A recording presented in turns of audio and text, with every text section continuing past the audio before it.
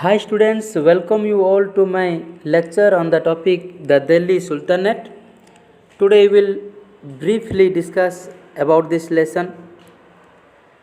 You have already studied that many Turkish invaders like Muhammad Ghazni and Muhammad Ghori invaded India from the northwestern side.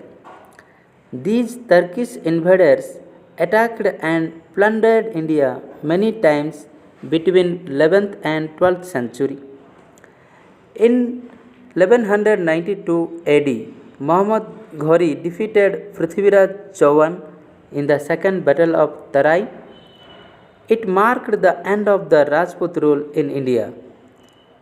Muhammad Ghori appointed Qutbuddin Aibak as his governor and left him in India to complete his task of expanding his empire. After the death of Muhammad Ghori, Qutbuddin Aibak became the ruler of the Indian territory.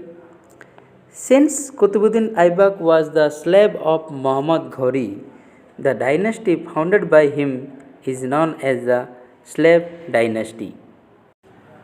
Sources of the history of the Delhi Sultanate. Dear students, there are various sources like coins, inscription, monuments to know about the Delhi Sultanate. In addition to these, we have travelers' accounts and court chronicles that provide us ample information about the events. Ziauddin Baruni wrote Tariq-e-Firoz. Minhaj-uz-Siraj wrote on the early history of the Delhi Sultanate. Now we will discuss about the slave dynasty. Qutbuddin Aibak was the first emperor of the slave dynasty. He faced great resistance from his nobles, internal revolt, and external invasion. He constructed the first Islamic monuments, the Quwat-ul-Islam Mosque at Delhi as well as at Ajmer. He also started the construction of the Qutub Minar, but it was completed by Iltutmish. Unfortunately, he died in 1210 because of a fall from a horse while playing polo at Lahore. After the death of Qutbuddin Aibak, Iltutmish became the emperor of the slave dynasty. He ruled from 1211 to 1236. Actually, Iltutmish was the slave of Qutbuddin Aibak, but later he became the son-in-law of Aibak.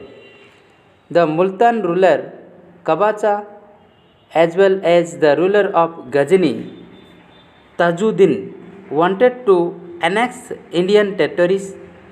Iltutmish defeated both of them and a powerful Turkish rule was established in India under the leadership of Iltutmish.